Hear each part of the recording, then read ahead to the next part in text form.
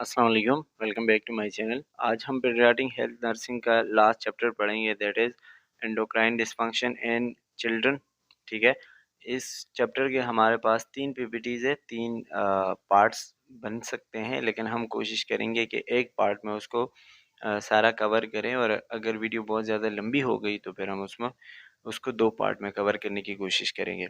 असल में उसमें हम इतना ज़्यादा डिटेल पे नहीं जाएंगे, क्योंकि जो चीज़ें हम पढ़ रहे हैं या इसमें हम डिस्कस करेंगे वो ऑलरेडी कई दफ़ा हम डिस्कस कर चुके हैं, स्कूल टाइम, कॉलेज टाइम, और यहाँ इवन के बीएसएन के पहले सेमेस्टर में भी हम काफ़ी इसको डिस्कस कर चुके हैं।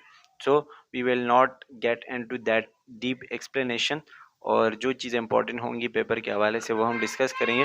बाकी इस पे अलग अलग वीडियोस बनी हुई है, अगर आपको ज़्यादा डिटेल चाहिए, ज़्यादा आप डीपली पढ़ना चाहते हो, तो वो उन वीडियोस का लिंक मैं आपको डिस्क्रिप्शन में दे दूंगा, तो आप वहां से जाके देख सकते हैं, या फिर चैनल पे भी आप जाके देख सकते हैं। ठीक है, सो लेट्स गेट स्टार्टेड।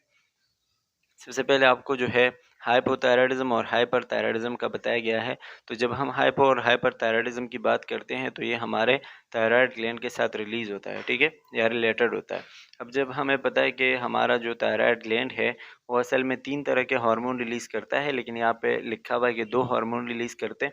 असल में जो T3 और T4 है ये एक दूसरे में कन्वर्ट होते हैं, इंटर कन्वर्टेबल होते हैं, तो इसलिए यहाँ पे एक काउंट किया गया है। ठीक है, तो T3 और T4 जो है वो T4 को हम थायरॉक्सिन कहते हैं, और T3 को हम ट्राई आयोडोथायरोनिन कहते हैं, और T4 को हम थायरॉक्सिन के अलावा टेट्रा आयोडोथायरोनिन भी कहते हैं। ठीक है, अच्छा, इसके अलावा जो तीसरा हार्मोन या आप कह लो कि दूसरा हार्मोन यहाँ से रिलीज होता है, उसको हम कैल्सिटोनिन कहते हैं, और कैल्सिटोनिन जो है वो हमारे ब्लड में हाइपर कैल्सीमिया को मेंटेन करते हैं, यानी कि जब ब्लड में कैल्शियम का लेवल बहुत ज़्यादा बढ़ जाए तो उस टाइम से कैल्सिटोनिन रिलीज होता है। ये हमारे थायराइड ग्लैंड से रिलीज होता है, और ये कैल्शियम के बढ़े हुए लेवल को कम करता है। ठीक है, अब जैसे कि आपको पता है कि अगर इस ग्लैंड में, थायराइड ग्लैंड में मसला आ जाए, ठीक है, या तो ये हार्मोन बहुत ज़्यादा रिलीज हो या बहुत कम रिलीज हो, तो उसकी वजह से हाइपोथायराइडिज्म या हाइपरथायराइडिज्म हो सकता है। ठीक है, अच्छा ये जो TSH और TRF जो हार्मोन्स होते हैं, ठीक है, यानी कि जो भी थायराइड से रिलेटेड जितने भी हार्मोन्स हैं, जब उनमें कोई मसला आता है तो हाइपोथायराइडिज्म या हाइपरथायराइडिज्म का मसला हो सकता है। पहले हम हाइपोथायराइडिज्म की बात करते हैं, और हाइपोथायराइडिज्म की अगर हम बात करें तो हाइपोथायराइडिज्म जो है वो स्पेशली बच्चों में बहुत ही ज़्यादा कॉमन मसला है, जिसमें हमारे यानी कि बच्चों में जो है वो T4 का यानी थायरॉक्सिन का लेवल जो है वो बहुत ज़्यादा कम होता है। ठीक है, जैसे कि मैंने आपको बताया कि थायराइड के जो हार्मोन है स्पेशली T3 और T4, ये मेटाबॉलिज्म के ऊपर बहुत ज़्यादा असर डालते हैं, पूरा का पूरा मेटाबॉलिज्म यहाँ से कंट्रोल होता है। ठीक है, जिसको हम BMR कहते हैं। तो जब ये इनमें मसला आता है तो बच्चे का या इंसान के, वैसे भी एडल्ट्स में भी हो सकता है, उनका पूरा मेटाबॉलिज्म डिस्टर्ब हो जाता है। अब जब किसी का मेटाबॉलिज्म डिस्टर्ब होगा और आप समझ लो कि उनके हार्मोन्स कम रिलीज हो रहे हैं, तो मेटाबॉलिज्म बहुत ज़्यादा होगा। ठीक है, इस सिचुएशन में बहुत ज़्यादा मसले उनको हो सकते हैं, जो कि हम आगे पढ़ेंगे। अच्छा, ये हाइपोथायराइडिज्म है जिसमें हार्मोन कम रिलीज हो रहे हैं। ठीक है, या तो ये कंजेनाइटल होगा या फिर एक्वायर्ड हो सकते हैं, यानी कि पैदाइशी तौर पर हो सकता है, या आगे जाके किसी मसले की वजह से हो सकता है। ठीक है, आपको उसका चार्ट बताया गया है कि हाइपोथैलेमस आता है, फिर पिट्यूटरी ग्लैंड आता है, फिर थायराइड आता है, फिर आगे जाके मुख्तलिफ किस्म के जो इश्यूज है वो आते हैं। ठीक है,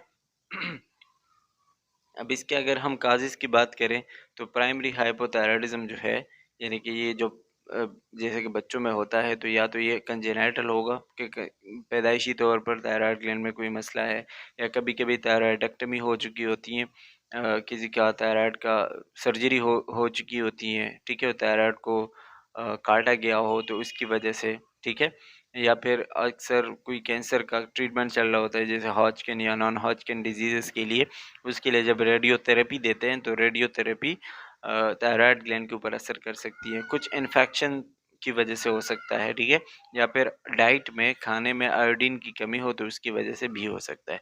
इसके साइन सिम्टम आप देखेंगे तो इसमें आपको बच्चे की स्किन बहुत ज़्यादा ड्राई स्किन नज़र आएगी, हेयर भी बिल्कुल उसके बारीक से होंगे। ठीक है, ब्रेडिकार्डिया होगा, बहुत स्लो हार्ट बीट होगा, कॉन्स्टिपेशन होगा। ठीक है, क्योंकि वो है क्या कहते हैं, हाइपोथायराइडिज्म में मेटाबॉलिज्म लो है, तो सारी चीज़ें क्या हो जाती हैं, स्लो हो जाती है। ठीक है, इसके अलावा उनके स्किन में आपको एडिमा मिलेगा specially around the eyes and face, ठीक है, जिसको हम मैक्सिडीमा कहते हैं, मैक्सिडीमा, ठीक है। इसके अलावा कार्डियक एनलार्जमेंट, और ताकि इसलिए क्योंकि हार्ट को ज़्यादा काम करना पड़ रहा है, ठीक है, तो हार्ट फेलियर की तरफ भी जा सकता है। मसल्स टोन बहुत उसका वीक हो जाता है, डिक्रीज हो जाता है, और ग्रोथ भी उनकी सही तरीके से नहीं होती। ये हाइपोथायराइडिज्म में होता है। अब हम इसका डायग्नोस कैसे करते हैं, तो वो ब्लड टेस्ट के ज़रिए करवाते हैं। टीएसएच लेवल देखते हैं, थायराइड स्टिमुलेटिंग हार्मोन, ठीक है।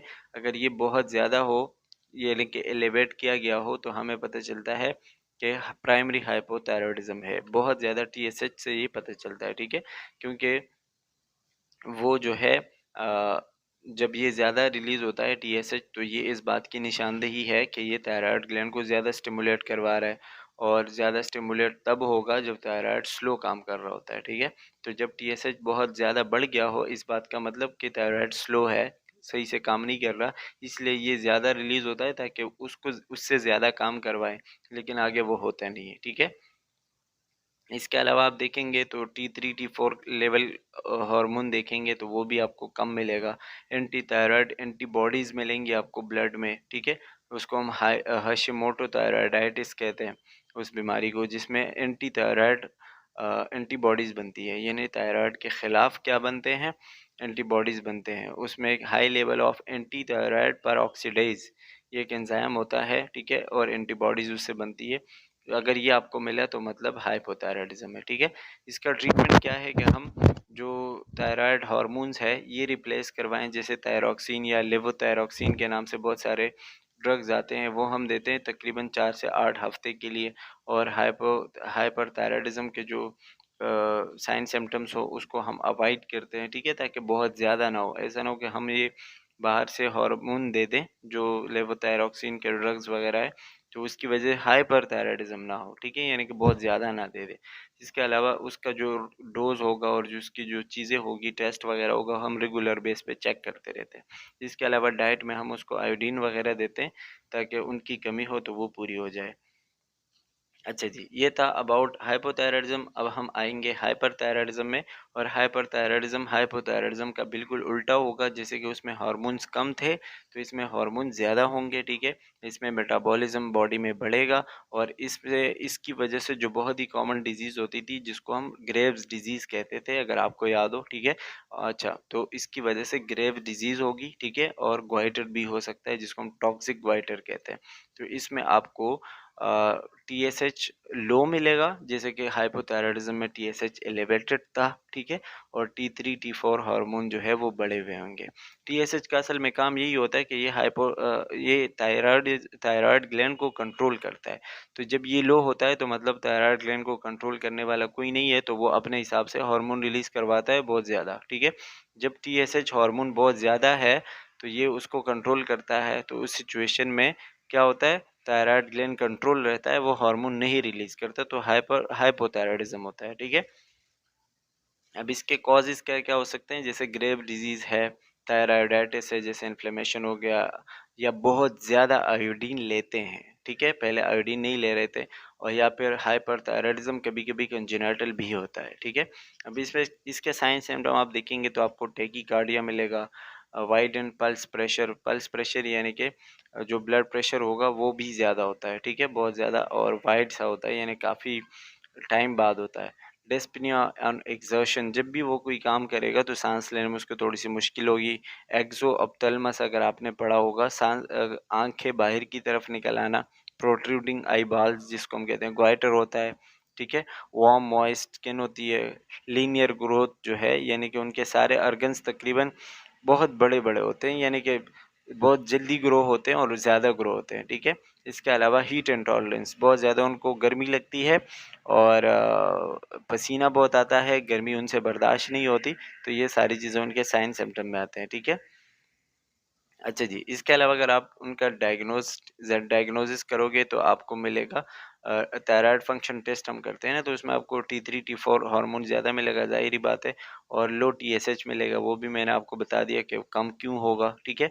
और इसके अलावा थायराइड स्टिमुलेटिंग इम्यूनोग्लोबुलिन आपको ए से वो मिलेंगे, क्या कहते हैं एंटीबॉडीज़ मिलेंगे जो थायराइड को स्टिमुलेट करते हैं, ठीक है। तो जब वो बार बार स्टिमुलेट होगा तो हार्मोन्स रिलीज होंगे और हाइपरथायराइडिज्म होगा, ठीक है। इसमें इसके अलावा हम ग्रेव्स डिजीज़ देखते हैं, तो जब ग्रेव डिजीज़ हमें कंफर्म हो जाए तो वो भी हाइपरथायराइडिज्म का एक निशानी होती है। अच्छा जी, अब इसकी वजह से क्या क्या कॉम्प्लिकेशंस, क्या क्या मसले हो सकते हैं, जैसे कि ग्रोथ डिले हो सकता है क्योंकि बॉडी में जो भी मेटाबॉलिज्म हो रहा होता है, जो भी एनर्जी आ रही होती है वो बार बार खर्च होती रहती है, तो ग्रो होने के लिए उसको एनर्जी नहीं मिलती, ठीक है।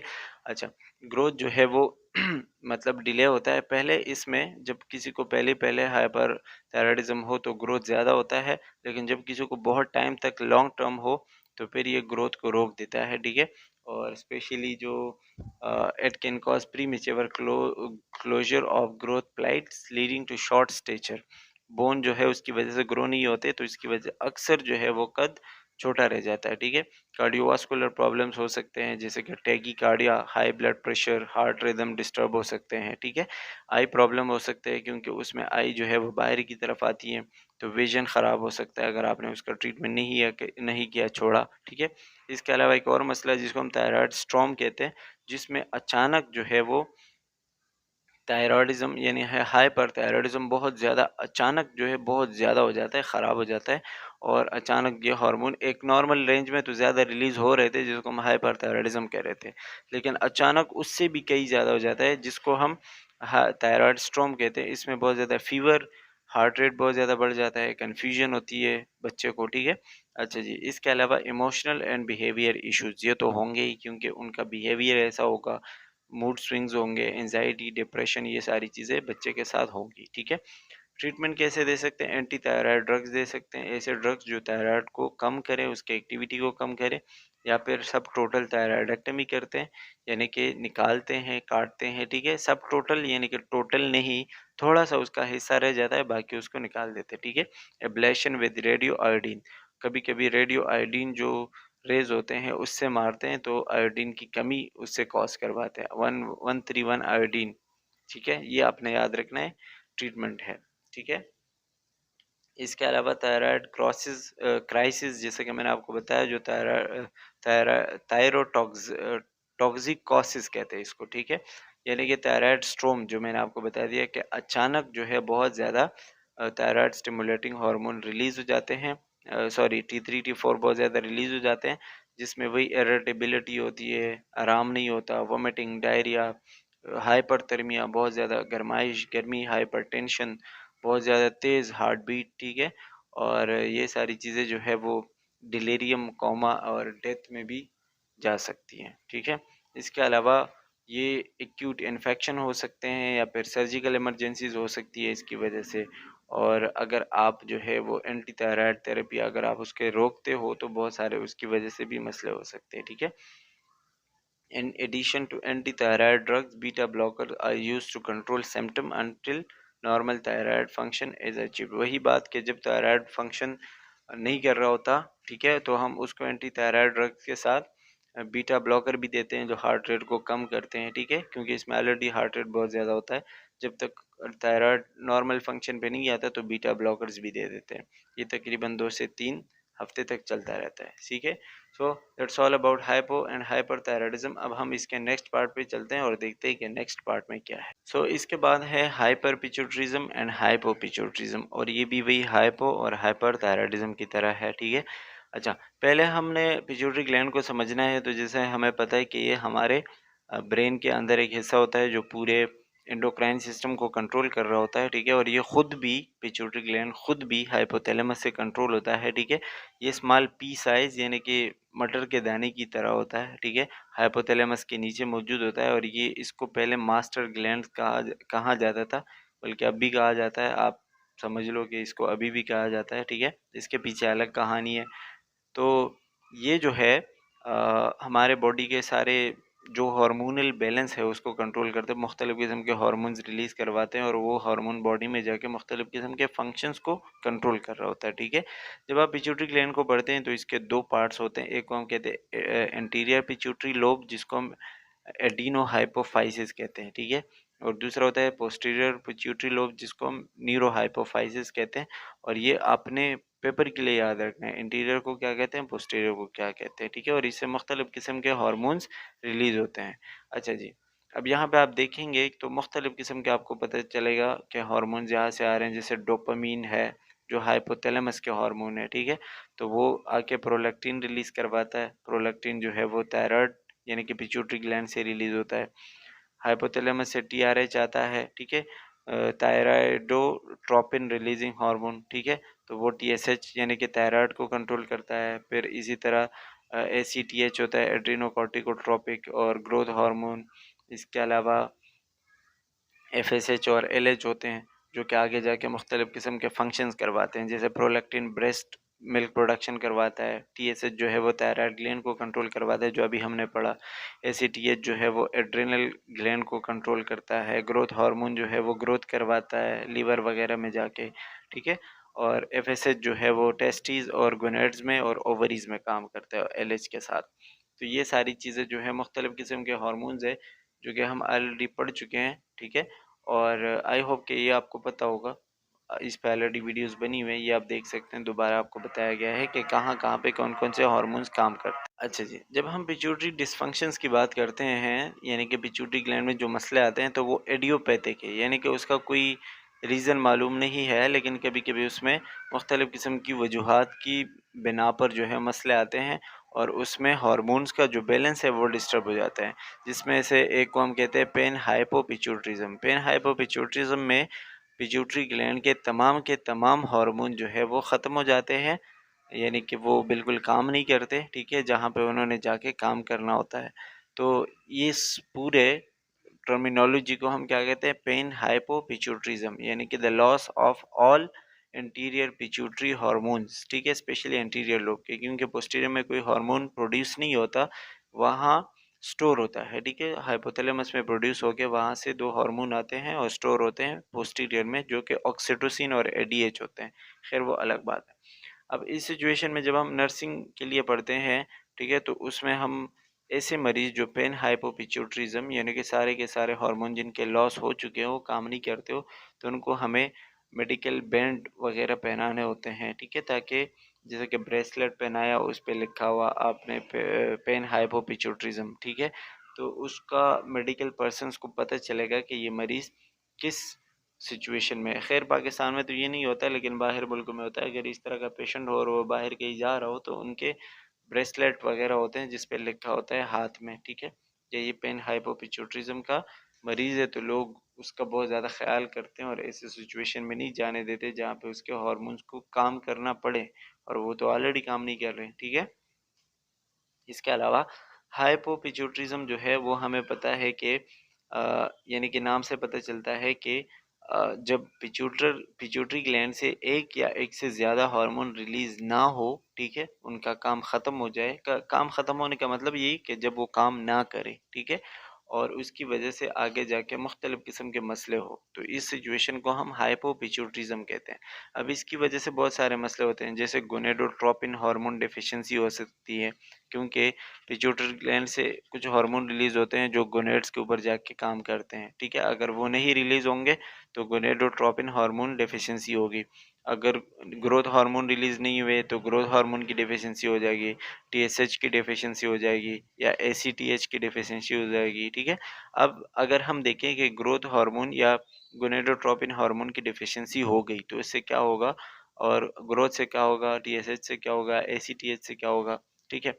तो गोनेडोट्रोपिन की अगर कमी हो गई तो लो एफएसएच और एलएच हार्मोन यानी कि फॉलिकल स्टिमुलेटिंग और ल्यूटिनाइजिंग हार्मोन बच्चों में कम हो जाएंगे, ठीक है, जहाँ पे उनके जो सेकेंडरी सेक्स कैरेक्टर्स है वो नहीं आएंगे, ठीक है, यानी कि मेल में मेल वाले कैरेक्टर्स, फीमेल में फीमेल वाले कैरेक्टर्स नहीं आएंगे, ठीक है। ग्रोथ हार्मोन की अगर कमी आ गई तो ग्रोथ स्टंटेड रह जाएगी, यानी कि बच्चे का कद नहीं बढ़ेगा, ठीक है, वो बौना सा रह जाएगा। अच्छा, अगर टीएसएच की डिफिशियंसी हो गई तो उसकी वजह से हाइपोथायराइडिज्म होगा जो थायराइड ग्लैंड पे काम करते हैं, ठीक है। एसीटीएच की डिफिशियंसी हो गई तो उसकी वजह से भी मुख्तलिफ किस्म के मसले जैसे एडिसन डिजीज़ होती है, ठीक है, तो हम खैर आगे पढ़ेंगे। तो ये सारी चीज़ें जो होती हैं। अब अगर हम इसकी कॉजेज़ की बात करें तो कॉजेज़ में क्या हो सकता है, या तो कोई ट्यूमर हो सकता है, ठीक है, या फिर जैसे कि हाइपोथैलेमस में या पिट्यूटरी ग्लैंड में कोई ट्यूमर आया और हार्मोन रिलीज नहीं हो रहे उसकी वजह से, तो आगे जाके ये सारे मसले होंगे। या क्रेनियोफेरेंजियोमास जो है, ये वो सारे tumours well known to invade the region of the brain and cause pain hypopituitarism. वही बात, क्रेनियोफेरेंजो फेरेंजियोमास यानी कि वो ट्यूमर जो ब्रेन तक जाके वही पिट्यूटरी ग्लैंड और हाइपोथैलेमस को इफेक्ट करे। ठीक है, कभी कभी कंजेनाइटल भी हो सकता है, यानी कि पैदाइशी तौर पर फैमिली में आ रहा होता है, जेनेटिक कॉज होती है। और कभी कभी एडियोपैथिक होता है, यानी कि उसका कोई रीज़न नहीं पता होता कि किस वजह से। ठीक है, तो ये सारी चीज़ें इसके कॉजेज़ हो सकते हैं। अच्छा जी, अब जब हम क्लिनिकल मैनिफेस्टेशन की बात करें कि क्या क्या साइन सिम्टम होंगे जब उनकी इन सारे हार्मोन्स की डिफिशिएंसी हो जाएगी। अगर ग्रोथ हार्मोन की डिफिशिएंसी हो जाए तो हमें पता है कि उनका कद छोटा रह जाएगा, जिसको हम शॉर्ट स्टेचर कहते हैं। ठीक है, but proportional weight and height. ठीक है, अच्छा, यानी कि वेट और हाइट उनका कम रह जाएगा। वेट तो अक्सर मेंटेन रहता है लेकिन हाइट उनकी कम होती है। इसके अलावा डिलेड इपिफिजियल क्लोजर, उनके जो बोन्स है वो एक दूसरे के साथ बाइंड नहीं हो पाते सही से। ठीक है, जिसको हम इफिफाइसिस कहते हैं, बोन के जो हिस्से होते हैं। इसके अलावा बोन एज जो है वो रिटार्डेड हो जाती है, जैसे इंसान की एज होती है इसी तरह बोन की एज होती है। ठीक है, तो हाइट के साथ साथ बोन्स भी बढ़ते हैं, तो जब उनकी हाइट नहीं बढ़ती तो उनके बोन्स भी नहीं बढ़ते, तो बोन एज भी रिटार्डेड हो जाती है। इसके अलावा प्री मेच्योर एजिंग होती है, यानी कि अपनी उम्र से कई ज़्यादा वो बूढ़े लगते हैं। ठीक है, और इंसुलिन सेंसिटिविटी, यानी कि कभी कभी उनको शुगर का मसला भी होता है, इंसुलिन बहुत ज़्यादा रिलीज होते हैं। ठीक है, और या फिर ग्लूकोज लेवल उनका बहुत ज़्यादा हाई हो जाए तो शुगर के मसले हो सकते हैं। इसी तरह थायराइड स्टिमुलेटिंग हार्मोन की बात करें तो ये हमने पहले पढ़ा कि short stature, skin dry skin, ठीक है, और हीट इंटॉलरेंस, कोल्ड इंटॉलरेंस। अच्छा, ये अगर वो है लो है, ठीक है, जैसे हाइपोथायरॉयडिज्म हमने पढ़ा तो ये आपको बताया ब्रेडिकार्डिया, सोमनोलेंस। सोमनोलेंस का मतलब होता है नींद का ना आना। ठीक है, नींद बहुत ज़्यादा आना, सॉरी, नींद जब बहुत ज़्यादा आती है उसको सोमनोलेंस कहते हैं। ठीक है, या फिर डिस्पनिया हो सकता है, यानी कि सांस लेने में मुश्किल हो सकती है, लॉस ऑफ टीथ वगैरह हो सकता है। ठीक है, अच्छा, इसी तरह अगर गोनेडोट्रोपिन हार्मोन की कमी आ जाए तो वही बात, सेक्सुअल मेच्योरेशन नहीं होगी, सेकेंडरी सेक्सुअल कैरेक्टर नहीं आएंगे।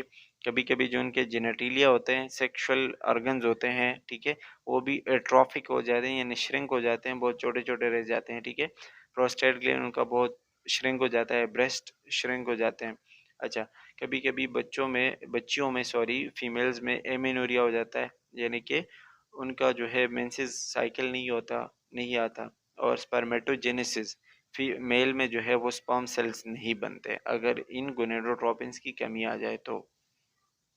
अच्छा जी, इसी तरह अगर एडिनोकॉर्टिकोट्रोपिक हार्मोन्स की बात करें जो एड्रेनल ग्लैंड से रिलीज होते हैं, ठीक है, तो उनकी अगर कमी आ जाए तो इसकी वजह से सीवियर एनोरेक्सिया होगा। ठीक है, खाना वाना नहीं खाएगा, इसके अलावा वेट लॉस हो जाएगा, हाइपोग्लाइसीमिया, क्योंकि वहाँ से ग्लूकोज वगैरह बनवाते हैं कुछ हार्मोन, तो उनकी कमी है तो जाहिर बात है ग्लूकोज की कमी हो जाएगी। हाइपोनेट्रीमिया, हाइपोकेलेमिया, वही बात, सोडियम पोटाशियम की कमी आ जाएगी। ठीक है, और एड्रेनल एपोप्लेक्सी, एड्रेनल ब्लीडिंग या ट्यूमर आप कह सकते हो, वहाँ अंदर होगा क्योंकि स्ट्रेस बहुत ज़्यादा होगा। ठीक है, और सर्कुलेटरी कोलैप्स, सर्कुलेशन भी वहाँ पे ख़त्म हो जाएगी। इसके अलावा अगर आप एंटी डायरेटिक हार्मोन की बात करें तो जाहिर बात है अगर वो नहीं रिलीज़ होगा तो यूरिन बहुत ज़्यादा जाएगा, जब यूरिन ज़्यादा जाएगा तो पोलीडेप्सिया होगा, यानी कि प्यास बहुत ज़्यादा लगेगी। ठीक है, और उसकी वजह से डिहाइड्रेशन भी हो सकती है। तो ये कुछ हार्मोन्स की कमी की वजह से क्या क्या हो सकते हैं वो आपको पता होना चाहिए। अच्छा, ये जो दो पीपीटीज या दो स्लाइड है ना यहाँ पे, ये वेरी इंपॉर्टेंट है फॉर द पेपर। ठीक है, तो आपने इसके सारे साइन सिम्टम्स याद रखने हैं। हार्मोन का अगर आपको फंक्शन पता हो तो ये सारी चीज़ आपको याद रह जाएंगी, तो ये बहुत ज़्यादा इंपॉर्टेंट है पेपर के हवाले से। अच्छा, इसके अलावा मेलानोसाइट स्टिमुलेटिंग हार्मोन की अगर डिफिशिएंसी हो तो हमें पता है उसकी वजह से पिगमेंटेशन, यानी कि स्किन की कलर जो है, जो कलर होता है वो बहुत ज़्यादा वाइट होता जाता है। ठीक है, पिगमेंट्स उसके स्किन से ख़त्म हो जाते हैं।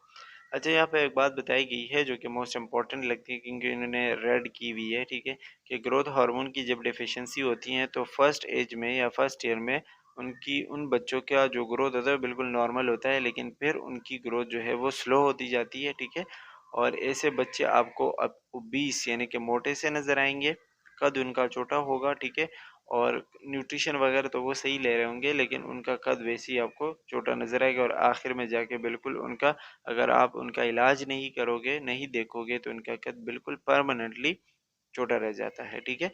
अच्छा जी, अब इन सब चीज़ों का आप डायग्नोस कैसे कर सकते हो? तो फैमिली हिस्ट्री अक्सर लिखते हैं, देखते हैं। फैमिली हिस्ट्री में पता चलता है कि फैमिली में अगर ये सब पहले था तो बच्चों में होता है। कभी ग्रोथ हिस्ट्री और कोई पहले की कोई बीमारी, वो सारी चीज़ें देखते हैं। फिजिकल और साइको सोशल एग्जामिनेशन करते हैं, यानी कि बॉडी को देखते हैं, उसका दिमागी तवाज़ुन देखते हैं। ठीक है। ग्रोथ हार्मोन जो है वो उसका ग्रोथ रेट देखते हैं, कितना रिलीज़ हो रहा है। इसके अलावा एमआरआई वगैरह करते हैं, एंडोक्राइन स्टडीज, जेनेटिक स्टडीज़, ये एक अलग डिपार्टमेंट्स होते हैं, यानी कि एंडोक्राइन और उसके जेनेटिक्स को देखते हैं। ठीक है। इसके अलावा parental height and familial pattern of growth, उनकी बॉडी किस तरह ग्रो हो रही है, किस पोर्शन में ग्रो हो रही है, ये सारी चीज़ें हम देखते हैं। बोन एज देखते हैं, जैसे मैंने आपको बताया कि एक बच्चा अगर 10 साल का है तो उसके बोन्स 10 साल के बच्चे के मुताबिक है या नहीं है। ठीक है। अगर नहीं है तो उसको ये हाइपोथायराइडिज्म या फिर इस तरीके के मसले, ग्रोथ हार्मोन का मसला हो सकता है। ठीक है। इसके अलावा definitive diagnosis is growth hormone stimulation test, और इसका हम जो है वो growth hormone stimulation test mainly इसका करते हैं। अच्छा जी, child with linear growth, delayed bone age and abnormal growth stimulation test are considered growth hormone deficient, जिनमें ये सारे मसले हो, जिनकी लीनियर ग्रोथ हो रही हो, यानी कि बॉडी में सारे ऑर्गन्स ग्रो सही से नहीं हो रहे हो। ठीक है। बोन एज उनका कम हो और एबनॉर्मल ग्रोथ हार्मोन बहुत ज़्यादा रिलीज़ हो रहे हो। ठीक है। तो या बहुत कम रिलीज़ हो रहे हो। ठीक है, मतलब ग्रोथ हार्मोन एबनॉर्मल है, तो इसकी वजह से उस बच्चे को हम ग्रोथ हार्मोन डेफिशिएंट कहते हैं। ठीक है। अच्छा जी, अब हम इस चीज़ का इलाज कैसे कर सकते हैं? तो सबसे पहले हम सर्जिकल रिमूवल कर सकते हैं, जो भी ट्यूमर वगैरह होगा उसको हम रिमूव करें। ठीक है। या फिर हम उसको ग्रोथ हार्मोन रिप्लेस करवाते हैं, यानी बाहर से देते हैं, और तकरीबन 80% बच्चों में ये चीज़ कामयाब हो जाती है।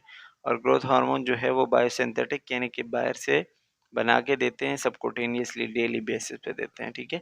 इसके अलावा हम उनकी ग्रोथ वेलोसिटी को देखते हैं, और उनके बॉडी के नॉर्मल फंक्शन को देखते हैं। ठीक है। अच्छा, इससे ग्रोथ तो बढ़ती है लेकिन उतनी नहीं होती जितनी नॉर्मल होती है, यानी कि ग्रोथ बढ़ती है लेकिन बहुत ज़्यादा भी नहीं। ठीक है। तो हम उसका एक मैनेजमेंट इसी तरीके से कर सकते हैं, जैसे कि इसमें लिखा है growth rate of less than 1 inch per year and upon age of more than 14 years in girls and 16 years in boys are often used as criteria to stop growth। ठीक है। यानी कि अगर बच्चों और बच्चियों में हम उनके बोन एज को देखते हैं, 14 साल की बच्चियां, 16 साल के बच्चे हैं बॉयज़। ठीक है। उनमें अगर ग्रोथ बहुत 1 इंच से कम हो रही हो पर ईयर, ठीक है, यानी कि एक साल में उनका तकरीबन 1 इंच ग्रोथ बढ़ना चाहिए। ठीक है, यानी कि उनकी बॉडी इतनी बढ़नी चाहिए, तो फिर हम उसमें, अगर इतनी ग्रोथ ना हो तो फिर हम उसमें ये वाली चीज़ें देते हैं। ठीक है, ग्रोथ हार्मोन रिप्लेसमेंट करवाते हैं। अच्छा जी, नर्सिंग इंटरवेंशन कैसे कर सकते हैं? तो हम, ज़ाहिर बात है, पहले हमने ग्रोथ प्रॉब्लम्स को देखना होगा, फिर हम उसके फैमिली और बच्चे का जो है वो डायग्नोस्टिक टेस्ट करवाएंगे। तकरीबन हर 3 से 30 घंटे के मुताबिक जो है वो टेस्ट करवाते हैं, देखते हैं। और उसको हाइपोग्लाइसीमिया हो सकता है। ठीक है। तो लो ग्लूकोज के लेवल को देखते हैं। दोज रिसीविंग ग्लूकागॉन और at risk for nausea and vomiting. ठीक है, जो जिन बच्चों को ग्लूकागॉन वगैरह लगता है उनको अक्सर ये नोजिया वोमिटिंग होती है, तो हम देखते हैं, क्योंकि ग्लूकागॉन जो है वो करवाएगा, बढ़ाएगा लेवल ग्लूकोज का। अच्छा, इसके अलावा हम उनके बच्चों को या फिर जो पेरेंट्स हैं उनको ग्रोथ हार्मोन थेरेपी कैसे देते हैं, एडमिनिस्ट्रेशन कैसे करवाते हैं, उनके बारे में बताते हैं, होम गाइड करते हैं। ठीक है। और इसके अलावा एजुकेशन और काउंसलिंग वगैरह करना, ये जो कि नर्स का काम होता है। अच्छा, यहाँ पे नर्सिंग एक टिप दी गई है कि जब आप ग्रोथ हार्मोन दे रहे हो बच्चे को, तो सबसे बेस्ट टाइम उसके लिए बेड टाइम होता है, कि जब वो सो रहा होता है। ठीक है, या सोने जा रहा है, उस टाइम अगर आप उसको ग्रोथ हार्मोन दोगे तो ग्रोथ हार्मोन बहुत ज़्यादा बॉडी में जल्दी रिलीज होता है। अबाउट 45 to 90 मिनट्स में जो है वो स्लीप के इसी टाइम में जो है बहुत ज़्यादा रिलीज होता है। ठीक है। तो इनकी ग्रोथ हो सकती है जब वो बेड टाइम, यानी कि वो सो रहा होता है या सोने जा रहा है, तो उस टाइम आप अगर उसको डोज दोगे तो it is very good time. ठीक है। अच्छा जी, इसके अलावा आपको बताया गया है हाइपर पिट्यूटरिज्म, और हाइपर पिट्यूटरिज्म में आपको वही कि हार्मोन जो है वो बढ़ेंगे, ठीक है।